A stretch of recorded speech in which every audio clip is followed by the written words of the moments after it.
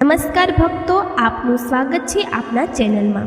તો ભક્તો, 2024 આપણો લગભગ નીકળી ચૂક્યો છે અને 2025 આવવામાં માત્ર થોડા દિવસો જ બાકી છે। તો ભક્તો, આજે હું આપને 1 જાન્યુઆરી 2025ના દિવસે તુલસી સાથે જોડાયેલા કેટલાક મહત્વપૂર્ણ નિયમો જણાવીશ। તુલસી નીચે એવું શું બાંધી દેવાથી આખા વર્ષ ઘરમાં ધનની વર્ષા થાય છે અને બેંક બેલેન્સ વધતું જાય છે। તો ભક્તો, વિડીયોને અંત સુધી જોતા રહેજો। જો તમે વિડીયોને અધૂરો છોડશો તો તમને કોઈ પણ લાભની પ્રાપ્તિ નહીં થાય। આ માટે તમારે ચેનલનો પૂરો વિડીયો જોવો પડશે। ભક્તો, 1 જાન્યુઆરી 2025ના દિવસે એમ કહીએ કે નવા વર્ષના દિવસે તુલસીમાં નાખી દો આ એક વસ્તુ, પૈસા ગણતા થાકી જશો। આપણે તુલસીમાં કયું જળ ક્યારે ન નાખવું જોઈએ અને કઈ વસ્તુઓ આપણે તુલસીના મૂળમાં દાટી દેવી જોઈએ। 2025ની આજની આ વિડીયોમાં અમે તમને એવી કેટલીક વાતો જણાવવાના છીએ જે વાતો તમારે જાણવી ખૂબ જ જરૂરી છે। જો તમે આ વાતોનું પાલન નહીં કરો તો તમારા જીવનમાં ઘણી મુશ્કેલીઓનો સામનો કરવો પડી શકે છે। જો તમે આ વાતોનું પાલન કરશો તો તમને જીવનમાં વધુ લાભ મળશે। તો ચાલો જાણીએ આજની વિડીયોમાં। આ ઉપરાંત જો તમે પણ તુલસીની નીચે આ એક વસ્તુને બાંધી દો છો તો તમને તુલસીનો ઢગલો આશીર્વાદ મળશે અને તમારા ઘરમાં માતા લક્ષ્મીનો સદાય નિવાસ રહેશે। ભક્તો, તુલસીનો છોડ ઘરમાં હોવો પરિવારના દરેક સભ્ય માટે લાભદાયી હોય છે। આ છોડ દરેક રીતે ઉપયોગી હોય છે। પુરાણો અનુસાર તુલસીમાં દેવી લક્ષ્મીનો વાસ હોય છે અને ઘણા લોકો સવારે ઉઠીને નિત્ય તુલસીને જળ આપે છે અને તુલસીની પાસે ઘીનો દીવો જરૂરથી પ્રગટાવે છે અને નિયમિત રીતે આ છોડની પૂજા કરવાથી લાભ પણ જરૂર મળે છે। પરંતુ જો તમે તુલસીને ઘરમાં રાખવાની સાથે જ તેની નીચે આ એક વસ્તુ બાંધી દો છો તો તમને તુલસી લગાવવાનું કેટલાય ઘણું વધુ ફળ પ્રાપ્ત થાય છે, કારણ કે આ એક વસ્તુ વિના તુલસી અધૂરી માનવામાં આવે છે। આ વસ્તુ પૂર્ણ બને છે। શાસ્ત્રમાં તેની સૌથી વધુ મહત્ત્વ બતાવવામાં આવ્યું છે। તો ભક્તો, ભારતમાં જ નહીં પરંતુ વિશ્વના મોટાભાગના દેશોમાં પણ તુલસીને ખૂબ જ ગુણકારી છોડ માનવામાં આવ્યો છે। આ છોડમાં અનેક ઔષધિ ગુણો હોવાથી અથવા કોઈ યજ્ઞ હોય તેમાં પણ તુલસીનો ઉપયોગ જરૂરથી કરવામાં આવે છે। વિષ્ણુ પુરાણમાં તુલસીને ભગવાન વિષ્ણુની પત્ની કહેવામાં આવે છે। આ જ કારણે તુલસી જગતજનની પણ છે। તુલસીને સમસ્ત દેવી દેવતાઓને વરદાન પ્રાપ્ત છે, જેથી તુલસીના પાત્રને અમૃતના ગુણથી યુક્ત કહેવામાં આવ્યું છે। જે સ્થાન પર તુલસીનો છોડ હોય છે તે સ્થાન પર બ્રહ્મા, વિષ્ણુ અને મહેશ જ્ઞાની ત્રિદેવનો નિવાસ હોય છે અને તુલસીની પૂજા કરવાથી બધી જ બાધાઓ એવી રીતે નષ્ટ થઈ જાય છે જેવી રીતે સૂર્યના ઉદય થતાં જ રાત્રિનો અંધકાર નષ્ટ થઈ જાય છે। શાસ્ત્રો અનુસાર જે ઘરોમાં તુલસીનો છોડ હંમેશા લીલોછમ રહે છે તે ઘરમાં સુખ, શાંતિ અને સમૃદ્ધિ બની રહે છે। ભગવાન વિષ્ણુની પૂજામાં અને તેમને ધરાવવામાં આવતા ભોગમાં તુલસીના પાન જરૂરથી હોવા જોઈએ, કારણ કે તુલસીના પાન વિના ભગવાન વિષ્ણુ કોઈ પણ પ્રકારનો ભોગ સ્વીકારતા નથી। આ કારણે જ ઘરમાં તુલસીનો છોડ જરૂરથી હોવો જોઈએ। ભક્તો, જો તમારા ઘરમાં તુલસી છે તો 1 જાન્યુઆરી 2025ના રોજ એટલે કે નવા વર્ષના દિવસે તમારે સવારે વહેલા ઉઠી સ્નાન કરી શુદ્ધ જળ લઈ તાંબાના પાત્રમાં શુદ્ધ જળ લઈ લેવાનું છે અને તુલસી માને અર્પણ કરી દેવાનું છે। આની સાથે જ ભક્તો, ઘરની સુખ, શાંતિ અને સમૃદ્ધિ માટે નવા વર્ષે તુલસી માને ચુંદડી જરૂરથી ચડાવવી જોઈએ। હંમેશા લોકો ઘરમાં તુલસીનો છોડ તો લગાવી દે છે, પરંતુ તેમનાથી એ ભૂલ પણ થઈ જાય છે કે તેઓ તુલસી માને ચુંદડી નથી ચડાવતા, જેના કારણે તેમને તુલસી લગાવવાનું શુભ ફળ પ્રાપ્ત થતું નથી। હંમેશા ધ્યાન રાખો કે તુલસીનો છોડ ચુંદડી વિના અધૂરો હોય છે। તુલસી માત્ર એક છોડ નથી, પરંતુ તે દેવી છે, વિષ્ણુની પત્ની છે। આપણે તેમને આપણી માતા માનીએ છીએ। તુલસી માતાનું લક્ષ્મીનું બીજું રૂપ છે। જો તમે નવા વર્ષના દિવસે માતા લક્ષ્મીને પ્રસન્ન કરી લીધા તો તમારું વર્ષ 2025 એટલું સારું વીતશે કે ધનની કમી પણ તમને નહીં રહે। આ કારણે તુલસીને ચુંદડી જરૂરથી ચડાવવી જોઈએ। આનાથી પતિ પત્નીના પ્રેમ અને વિશ્વાસ વધે છે અને ઘરમાં રહેતી મહિલાઓ શ્રદ્ધાવાન, સુહાગન અને સૌભાગ્યશાળી બને છે। પરંતુ તુલસીને ચુંદડી ચડાવતી વખતે તમારે આ વાતનું ખાસ ધ્યાન રાખવું જોઈએ કે તમે તુલસીને લાલ રંગની ચુંદડી ના ચડાવો। લાલ રંગનો સંબંધ મંગળ ગ્રહ સાથે હોય છે અને બુધ ગ્રહ તુલસી સાથે સંબંધિત હોય છે। મંગળ અને બુધ ગ્રહ મિત્ર નથી। બુધને અનુકૂળ શુક્ર ગ્રહ અને શનિ છે. આ કારણે તુલસી પર લાલ ચુંદડી ક્યારે પણ ન ચડાવવી જોઈએ. તમે તુલસી પર લીલા રંગની, પીળા રંગની અથવા તો નીલા રંગની ચુંદડીને ચડાવી શકો છો, પરંતુ ઘણા લોકો જૂની ફાટેલી ચુંદડી તુલસી પર બાંધી દે છે. આવું કરવું પણ અશુભ હોય છે. તુલસી પર નવી ચુંદડી જ બાંધવી જોઈએ. તુલસી પર નવી ચુંદડી ચડાવવા માટે વર્ષનો પહેલો દિવસ એટલે કે નવો વર્ષ 1 જાન્યુઆરી 2025નો દિવસ સર્વોત્તમ ગણાય છે. 1 જાન્યુઆરી 2025ના દિવસે નવી ચુંદડી લાવીને તેને તુલસીના છોડ પર બાંધવાથી તમને કેટલાય ઘણું બધું લાભ પ્રાપ્ત થશે. તુલસીને ચુંદડી વિના ક્યારે ન રાખશો. જો ચુંદડી જૂની થઈ જાય તો તેને બદલવી જોઈએ. ભક્તો, તુલસીનો વિવાહ પણ જરૂરથી કરવો જોઈએ. આનાથી માનવીના બધા દુઃખોનો અંત આવે છે અને સાંસારિક જીવન સુખમાં વીતે છે. ભક્તો, કેટલાક લોકો જાણે અજાણે તુલસીની પાસે એવી વસ્તુઓ રાખી દે છે જેનાથી તુલસીનું અપમાન થાય છે. તુલસીનો છોડ ખૂબ જ સંવેદનશીલ હોય છે. આ છોડ બધા છોડમાં સૌથી વધુ પવિત્ર હોય છે. તેની રીતે સારી રીતે સાર સંભાળ રાખવી પડે છે, ત્યારે જ તેના શુભ ફળ પ્રાપ્ત થાય છે.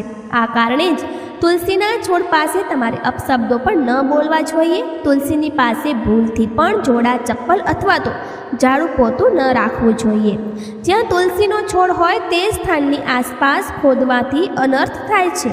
તુલસીની પાસે જળથી ભરેલું વાસણ પણ ન રાખવું જોઈએ. તુલસીના છોડ પાસે દીવો પ્રગટાવવાથી પછી દીવાને ત્યાંથી હટાવી દેવો જોઈએ, કારણ કે તુલસીની નીચે બુઝાયેલો દીવો રાખવો પણ અશુભ માનવામાં આવે છે. જે સ્થાન પર તુલસીનો છોડ હોય છે તે સ્થાન હંમેશા સ્વચ્છ રાખવું જોઈએ અને નિયમિત રીતે તુલસીના છોડની આસપાસ સફાઈનું ધ્યાન રાખવું જોઈએ. તુલસીના છોડમાં શિવલિંગ અને ગણેશજીની મૂર્તિ ક્યારે પણ ન રાખવી જોઈએ અને સાથે તુલસીના કુંડામાં અન્ય કોઈ પણ પ્રકારનો છોડ લગાવવો અશુભ હોય છે.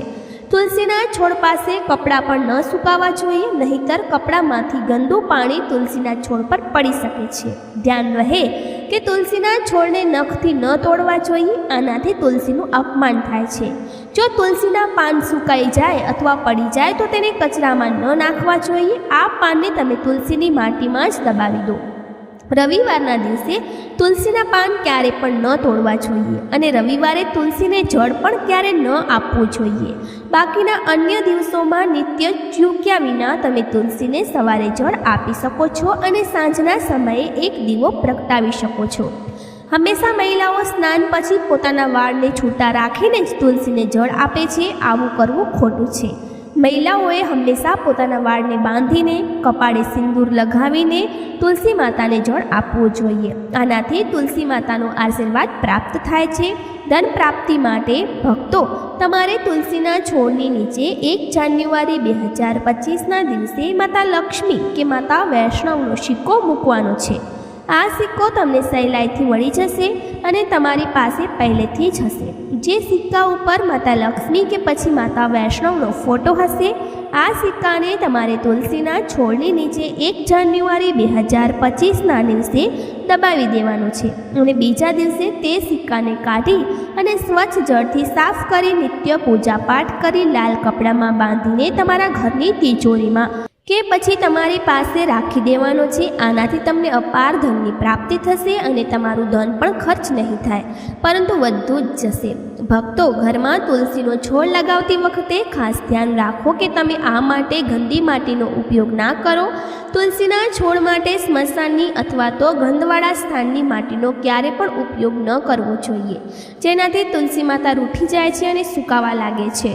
તુલસીનો છોડ ક્યારે પણ ગંદા સ્થાને ન લગાવવો જોઈએ, જેમ કે ગટર અથવા બાથરૂમની પાસે. તુલસીનો છોડ તો ક્યારે ન લગાવવો જોઈએ, નહીંતર ગંદુ પાણી તુલસીના છોડમાં પડી શકે છે, જે ખૂબ જ અશુભ માનવામાં આવે છે. તુલસીનો છોડ ક્યારે પણ સૂકવવો ન જોઈએ. શાસ્ત્રોમાં એવી માન્યતા છે કે તુલસીનો છોડ સુકાવો એ અકાળ મૃત્યુની સૂચના આપે છે. ઘરમાં તુલસીનો છોડ સુકાઈ જાય તો ઘરની સુખ સમૃદ્ધિ ખતમ થઈ જાય છે. સુકાયેલી તુલસીમાં માતા લક્ષ્મીનો વાસ નથી હોતો. વાસ્તુશાસ્ત્ર અનુસાર તુલસીનો છોડ સુકાઈ જાય તો આ આવનારી કોઈ પણ વિપત્તિ કે દુર્ઘટનાનો સંકેત હોય છે. આ કારણે તુલસીની સારી રીતે સંભાળ રાખવી જોઈએ અને તેને નિયમિત જળ આપીને લીલોછમ રાખવો જોઈએ. તુલસીમાં ક્યારે પણ કોઈ પણ પ્રકારના કેમિકલ ન નાખવા જોઈએ, માત્ર ખાતર અને છાણનો ઉપયોગ કરવો જોઈએ. સાથે આ વાતનું ધ્યાન રાખવું કે તુલસીમાં કરોળિયાના ઝાડા કે કીડા ન લાગવા જોઈએ. આવી જગ્યાએ માતા લક્ષ્મી વાસ કરતા નથી. શાસ્ત્રો અનુસાર તુલસીને સ્નાન કર્યા વગર પાણી આપવું જોઈએ નહીં અને પગમાં ચપ્પલ વગેરે પહેરીને પણ તુલસીને પાણી આપતી વખતે ધ્યાન રાખવું કે તે પાણી તમારા પગ પર ન પડે. આનાથી તુલસી માતાનું અપમાન થાય છે. શ્રી કૃષ્ણ કહે છે કે નિત્ય તુલસીના દર્શનથી માણસને સ્વર્ગની પ્રાપ્તિ થાય છે અને તુલસીના પાનને સેવનથી તેના બધા પાપ નષ્ટ થઈ જાય છે. તુલસીનો છોડ હંમેશા ઘરની સામે લગાવવો જોઈએ. પૂર્વ અથવા ઉત્તર દિશામાં લગાવવો સૌથી શુભ માનવામાં આવે છે. જો તુલસીના કુંડામાં બીજા છોડ ઉગી જાય તો તેને સમયસર દૂર કરી દેવા જોઈએ. જો તુલસીના અન્ય છોડ હોય તો આ છોડને બીજાને કોઈને દાનમાં આપી દેવા જોઈએ. કહેવાય છે જ્યારે ઘરમાં એકથી વધુ તુલસીના છોડ આપોઆપ ઉગવા લાગે છે ત્યારે ઘરમાં સાક્ષાત માતા લક્ષ્મીનું આગમન થાય છે. તુલસી પાસે ક્યારે પણ કાંટાવાળો છોડ રાખવા જોઈએ નહીં. તુલસીમાં રૂઠી જાય છે. તુલસી પાસે રણ પ્રદેશના છોડ રાખવા ખૂબ જ અશુભ માનવામાં આવે છે. આવા છોડમાંથી નકારાત્મક ઉર્જા નીકળે છે. શાસ્ત્રોમાં કહેવામાં આવ્યું છે કે જે છોડમાંથી લીલી કળીઓનું ઉત્પાદન ન થાય અને તેના સ્થાને કાંટા નીકળતા હોય તો આવા છોડને તુલસી પાસે ક્યારે રાખવા જોઈએ નહીં. અને રણ પ્રદેશના છોડ ઘરમાં કોઈ પણ જગ્યાએ રાખવા ન જોઈએ. આ છોડને કારણે ઘરનું વાતાવરણ નકારાત્મક બની જાય છે. જેમ કે ઘણા લોકો નાગફણીનો છોડ સજાવટના નામે ઘરમાં રાખે છે. આવું કરવું બિલકુલ ખોટું છે. નાગફણીનો છોડ તો ભૂલથી પણ તુલસી પાસે ન રાખવો જોઈએ. આ તુલસીની સંપૂર્ણ સકારાત્મક ઉર્જાને નષ્ટ કરી દે છે.